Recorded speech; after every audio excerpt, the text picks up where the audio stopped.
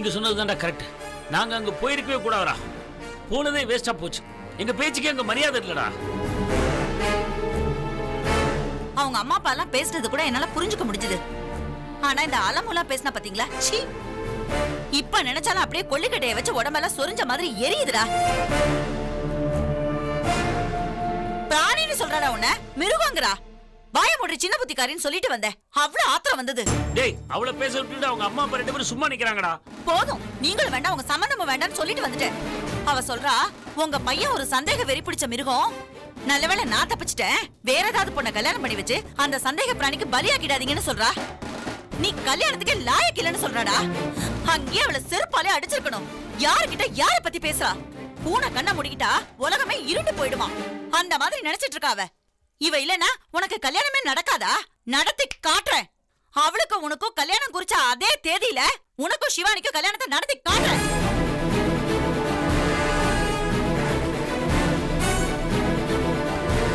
நீங்க 2 பேரும் வாழ்ற வாழ்க்கையை பார்த்து அவ அப்படியே பொசுக்கி போயிடணும். எப்பேற்பட்ட வாழ்க்கையை நம்ம இழந்துட்டோம்னு சொல்லி அவ நினைச்சு நினைச்சு வெம்பி வெம்பி சாகணும். அத நான் பார்க்கணும்.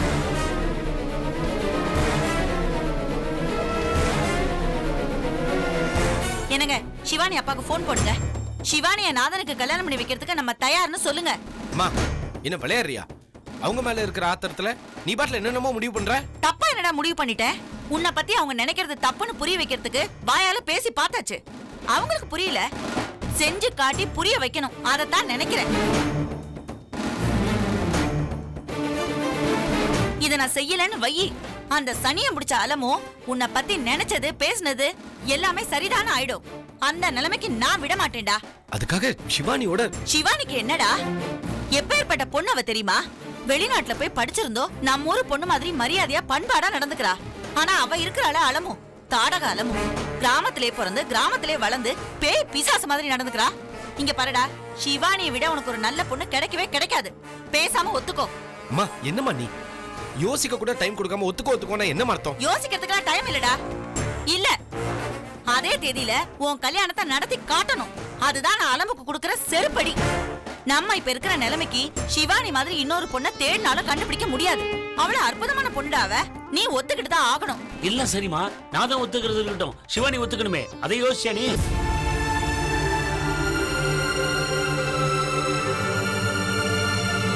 சிவானிய நாதனை கல்யாணம் பண்ணி வைக்க சொல்லி அவங்க அம்மா அப்பா வந்தப்ப நாம முதல்ல சரின்னு சொன்னோம். அப்புறம் பிரச்சனை எல்லாம் சால்வ் ஆகி நாதனுக்கும் அலமுக்கும் மறுபடியும் கல்யாணம் பிக்ஸ் ஆனதும் சிவானி அப்பா அம்மா கூட்டு வேண்டான்னு சொன்னோம். இப்ப போய் எப்படிமா மறுபடியும் கல்யாணம் பேச்சு அவங்கள்ட்ட ஆரம்பிக்கிறது? மான அவமானம்லாம் பார்த்தா நடக்காதுங்க. சம்பந்தமே இல்லாதவங்க கிட்ட 1000 தடவை அசிங்கப்பட்டாச்சு. நம்ம சொந்தக்காரங்க கிட்ட போய் உரிமையோட கேக்குறதுல என்னங்க தப்பு இருக்கு? நாம போய் கேட்கறத விடுமா. நம்ம பையனுக்காக நம்ம வெக்கத்தை விட்டு கேட்கதான் செய்வோம்.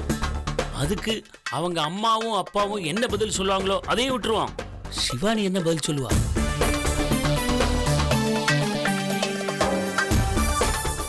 நாதனை கல்யாணம் பண்ணிக்கிறதுல அவ்வளவு விருப்பமா இருந்தா அது நடக்காதுன்னு கழட்டி விட்டோம். இப்ப திரும்ப போய் நின்னா அவ ஒத்துக்கணுமே. அதுக்கு ஒத்துக்குவாள் அவ? நீங்க வேணும்னா எடுத்து விளையாடுறதுக்கும் வேண்டாம்னா தூக்கி போடுறதுக்கும் நான் என்ன விளையாட்டு பொம்மையானு கேட்க மாட்டல. அதெல்லாம் ஒண்ணு கேட்க மாட்டாங்க. அவ ஒத்துக்குவா. எந்த நம்பிக்கையில அப்படி சொல்றீங்க? என்னமோ ஒரு நம்பிக்கைடா. அவ கண்டிப்பா ஒத்துக்குவா. அப்படி அவ ஒத்துக்கிட்டானா இவன் கல்யாணத்துக்கு ஒத்துக்குவானா? அதை கேட்டு சொல்லு முதல்ல. அவ ஒத்துக்கிட்டா நான் ஒத்துக்கணுமா? என்னமா அது? டேய், ஒரு பொண்ணோட மனசை புரிஞ்சுக்கிறதுக்கு இதை விட அருமையான சந்தர்ப்பம் உனக்கு கிடைக்கவே கிடைக்காது. நீ வேண்டான்னு தூக்கி எறிஞ்ச பொண்ணு அதுக்கப்புறமும் உன்னை ஏத்துக்கிறதுக்கு தயாரா இருக்கான்னா அவ உன் மேல அவ்வளவு பிரியம் வச்சிருக்கான்னு அர்த்தம்.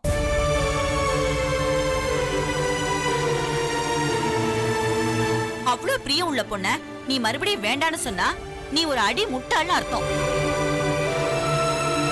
உன்னால எந்த பொண்ணையுமே புரிஞ்சுக்க முடியாதுன்னு அர்த்தம். அந்த அலம உன்னை பத்தி சொன்னதெல்லாம் உண்மையான ஆயிடும். டேய், உங்க அம்மா சொல்றது சரிதான்டா. இவ்வளவுக்கு பிறகு சிவானி ஒண்ணு ஓகேன்னு சொல்லானா அது ரொம்ப பெரிய விஷயம்டா. அந்த பொண்ணோட நீ வாழ போற வாழ்க்கை ரொம்ப சிறப்பா அமையும்டா. இந்த வாய்ப்பை விட்டுறாத நீ.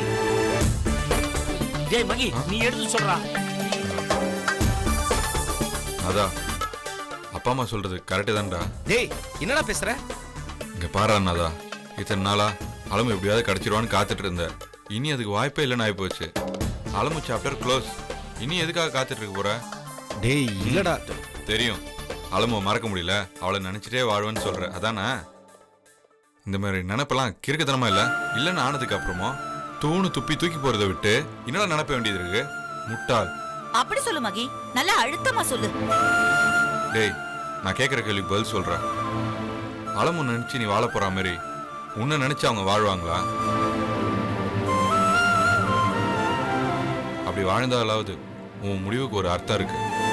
அப்படிலாம் ஏதோ நடக்க போறது இல்லையே. நீ வேணா பாரு, அலமுக்கு இன்னொரு மாப்பிள்ளைய பார்த்து கல்யாணம் பண்ணி வைக்க போறாங்க.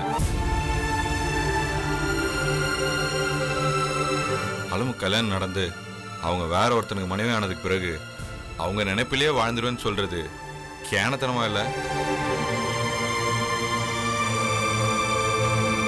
டேய், நல்லா யோசிரா. உன்னை சந்தோஷமா பார்க்கணும்னு உங்க அப்பா அம்மா ஆசைப்படுறாங்க. அவங்கள எதுக்குற வேதனைப்படுத்தி பார்க்கணும்னு நினைக்கிற நீ? மச்சான், நாங்க சொல்றதை செய்யணும்னு அவங்க உன்னை கட்டாயப்படுத்தவே இல்லை. நீ ஆசைப்பட்ட வாழ்க்கையை எப்படியாவது அமைச்சு கொடுக்கணும்னு அவங்களும் போராடினாங்க. அந்த முயற்சியில நீ அவமானப்பட்ட மாதிரி அவங்களும் தாண்டா அவமானப்பட்டிருக்காங்க.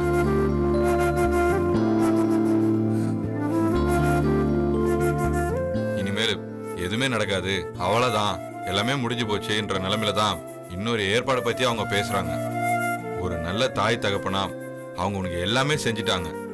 ஒரு நல்ல மகனா அவங்களுக்கு நீ என்னடா செய்யணும்? நாதா, இப்ப முடிவு பண்றா, டக்குன்னு முடிவு பண்றா. சில விஷயங்கள்ல அறிவுபூர்வமா நிதானமா யோசிச்சு முடிவு பண்றதுதான் நல்லது. சில விஷயங்கள்ல உணர்ச்சி பூர்வமா உடனே முடிவு பண்றதும் நல்லது. இது உணர்ச்சி பூர்வமா முடிவெடுக்க வேண்டிய கட்டம். உன் கையில தராசுன்ற ஒரு தட்டுல உன்னை ஆளாக்குன உங்க அப்பாவும் அம்மாவும், இன்னொரு தட்டுல உன்னோட முட்டாள்தனமும் பிடிவாதமும். எந்த தட்டுக்கு மேல போனோம், எந்த தட்டு கீழே வரணும்னு இப்ப நீ முடிவு பண்றா.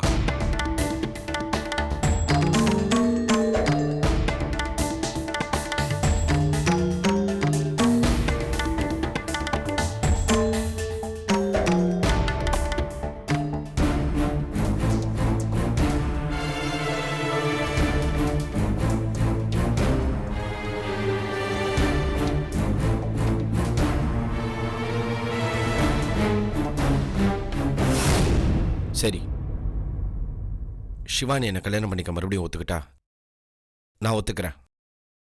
நீங்க போய் பேசுங்க. டேய், சூப்பர்ரா. அப்பா அம்மா, இப்பயே நீங்க போய் சிவானி வீட்டுல பேசிருங்க. இதோ உடனே கிளம்பிடுறோம். டேய், ரொம்ப சந்தோஷம்டா. அம்மா வாமா. போயிட்டு வந்துடுறோம்ப்பா.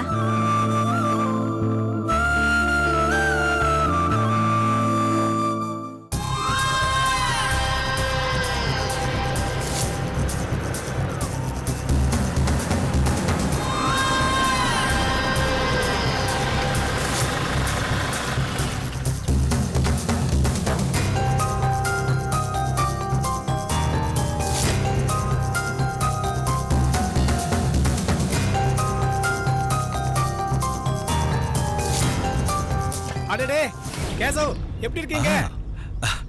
நல்லா இருக்கேன் சார். நீங்க எப்படி இருக்கீங்க? நல்லா இருக்கேன். ஆமா, என்ன திடீர்னு வீட்டை காலி பண்ணிட்டு போயிட்டீங்க? ஆமா சார், ராணி தூக்கு போட்டு இறந்ததுனால எல்லாருமே ஒரு மாதிரி அப்செட் ஆயிட்டோம். இங்க இருந்தா அவங்களோட ஞாபகம் அடிக்கடிக்கு வருங்கிறதுனால ஆர்த்தியோட அப்பா வீட்டுக்கே போயிட்டோம். வீட்டோட மாப்பிள்ளை ஆயிட்டீங்க. ஆமா, உங்க அப்பா எங்க இருக்காரு? அவரு எங்க கூட தான் இருக்காரு. உங்க கூடவா? என்னங்க, அவர் ரெண்டாவது குடும்பத்தோட கிராமத்துல இருக்கிறதால கேள்விப்பட்டேன். என்ன சார், ஒண்ணுமே பேச மாட்டேங்கிறீங்க? அவர் கிராமத்துல தானே இருக்காரு. அதான் தெரியுது இல்ல, அப்புறம் எதுக்கே கேக்குற? உன் வேலையை பார்த்துட்டு போயா. ஹலோ, என்னங்க மரியாதை பேசுறீங்க? யோ, அடுத்த வீட்டுக்குள்ள என்ன நடக்குதுன்னு எட்டி பாக்குற கேவலமான ஜென்மம் நீ. உனக்கே மரியாதை? நான் ஏன் எட்டி பார்க்கணும்? உங்க வீட்டு கதையை பத்தி தான் ஊருக்கே தெரியுமே. யோ, போதும் நிறுத்திக்கோ. இல்ல என்ன பண்ணுவேன்னு எனக்கே தெரியாது. என்னையா பண்ணுவேன்? என்ன பண்ணுவேன்? மரியாதை கொடுத்தா என்ன சார் இது? வீட்டு வாசல்ல நின்னு இப்படி பண்ணிட்டு இருக்கீங்களே சார், இதெல்லாம் நல்லவா சார் இருக்கு? நல்லா கேளுங்க சார். நான் என்னங்க தப்பா கேட்டேன்? இவரோட அப்பா கிராமத்துல அவரோட செட்டப்போட ஜாலியா இருக்கிறாரவே கேட்டேன். அது ஒரு தப்பா? ஐயோ, அந்த அம்மாவை பத்தி என்ன சொன்ன? செட்டப்னு சொன்னேன். ஐயோ, நிலைமை புரியாம பேசிட்டு இருக்கேயா. அந்த அம்மாவை போய் செட்டப்னு சொன்ன, உன் கெட்டப்பே மாறி போயிருவியா. கண்டு போகுமா காது போகுமான்னே தெரியாது. என்னங்க வளருங்க? நான் சொல்றது என்ன தப்புங்க? இவரோட அம்மா ஒரிஜினல் ஒய்ஃப்னா அந்த அம்மா செட்டப் தானே. சார், நீங்க இவனை தாராளமா அடிக்கலாம் சார். அடிங்க சார். நான் தலையிடவே மாட்டேன். ஐயோ, நான் வரேன்பா. போயிடுறா, ஒழுங்கா ஓடி போயிரு. அந்த அம்மாவை பத்தி யாராவது என் காதுல தப்பா பேசுனீங்க, அவ்வளவுதான் சொல்லிட்டேன். அம்மா அம்மா யானாம்பா தாயே, நான் இல்ல, எனக்கு இதுக்கு எந்த சம்பந்தமும் இல்ல. நான் இப்பதான் வந்தேன், எனக்கு எதுவும் தெரியாது. என்னை ஒண்ணும் பண்ணிராத தாயே தாயே. என்ன என்னென்னமோ பேசிட்டு இருக்க சார், நான் அந்த அம்மாவை பத்தி என்னென்னமோ பேசிருக்கேன் சார். ஐயோ, என்ன ஆகும் நினைச்சா எனக்கு பயமா இருக்கு சார். லூசாயா நீ? வா பேசாம. சார் சார், நம்ம தியாகம் போய் பாக்குறோம்னு தானே பேசிக்கிட்டு இருந்தோம். அங்க போகாம இங்க எதுக்கு சார் என்ன வர சொன்னீங்க? நானும் தியாகவை பார்க்கணும் தான் இருந்தேன். திடீர்னு நேத்து ராத்திரி ஒரு மேட்டர் ஞாபகம் வந்துச்சு. என்ன சார்? எங்க அப்பாவோட கபோர்ட்ல அவரோட பர்சனல் லாக்கர் இருக்கு. அது அவர் மட்டும் தான் திறப்பாரு, வேற யாரையும் திறக்க விட மாட்டாரு. நானும் அதுக்குள்ள என்ன இருக்குன்னு இத்தனை வருஷமா நான் பார்த்ததே இல்லையா. சரி, இப்ப அது எதுக்கு சார்? யோ, அந்த கபோர்டை ஓபன் பண்ணி பார்த்துடலாம். அந்த கபோர்ட்ல நானும் கல்பனாவும் தெரிஞ்சுக்க கூடாத அளவுக்கு ஒரு ரகசியம் அதுக்குள்ள இருக்கியா. நமக்கு அதுல ஏதாவது ஒரு க்ளூ கிடைச்சாலும் கிடைக்கலாம். அது என்னன்னு பார்த்துட்டு அதுக்கப்புறம் தியாக மேட்டர் பேசலாம். ஏ சார், அந்த கபோர்டு சாவி தான் உங்க அப்பாட்ட இருக்குன்னு சொன்னீங்களே, சாவி இல்லாம என்ன சார் பண்ண போறீங்க? யூ, அதெல்லாம் ஏற்பாடு பண்ணாமலே நான் வருவேன்.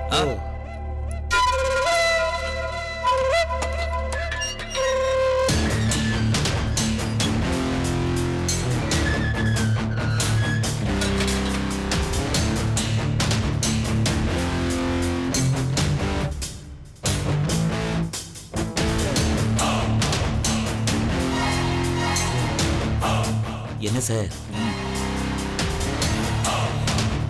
இவ்வளவு பேர் வீட்டுல வாழ்ந்துட்டு இப்ப போய் அந்த வீட்டுல இருக்கிறது. ஏன் சார், என்ன குறைச்ச?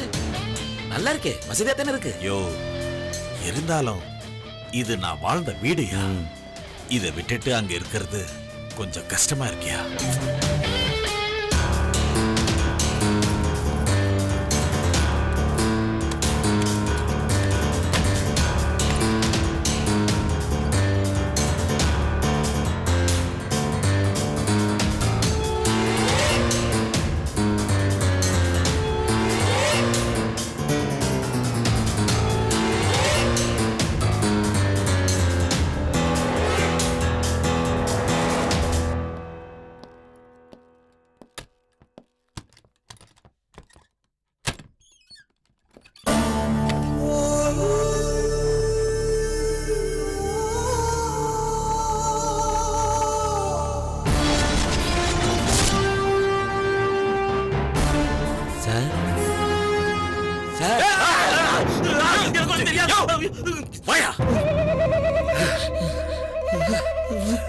என்னையா?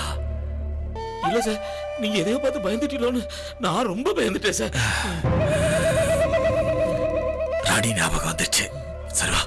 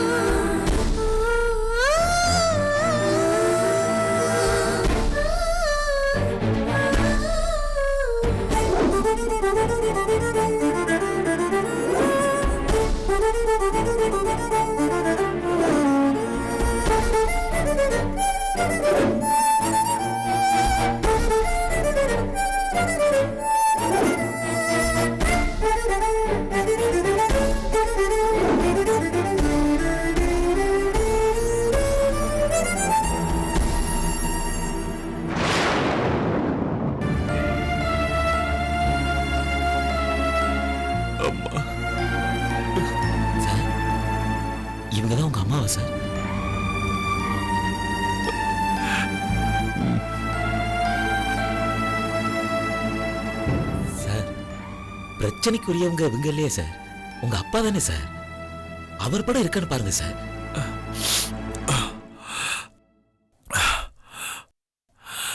இந்த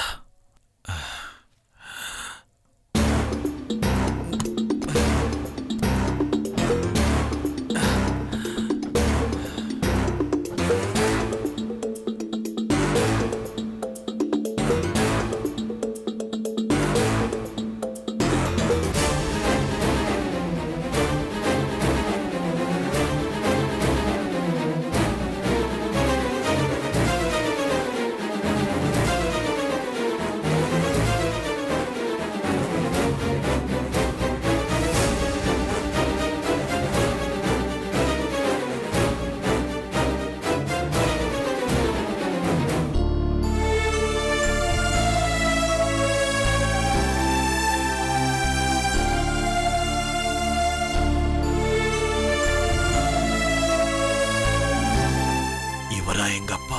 இது ஒரு நல்ல கேள்வி சார். வருது. இல்ல சார், இவரா எங்க அப்பாதான்னு நீங்க கேட்ட கேள்வியை நினைச்சு பார்த்தேன்.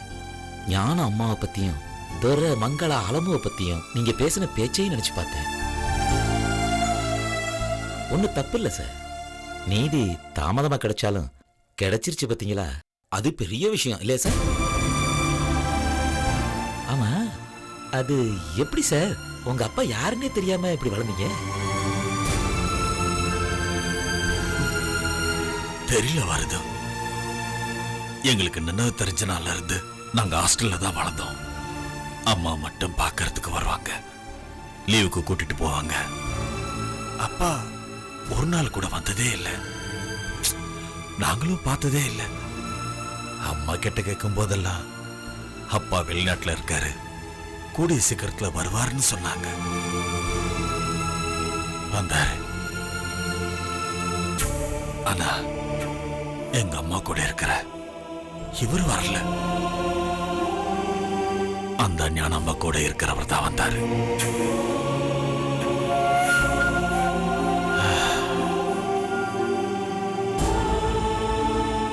எங்க அம்மா செத்து போயிட்டாருன்னு சொல்லி எங்களை வளர்க்க ஆரம்பிச்சாரு.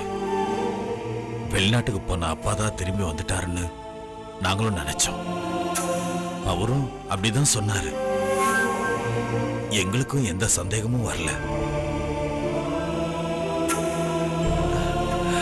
இந்த போட்டோ மட்டும் கிடைக்காம போயிருந்தா எங்க அப்பா யாருங்கிற விஷயம் எனக்கு தெரியாம போயிருக்கும் வருது.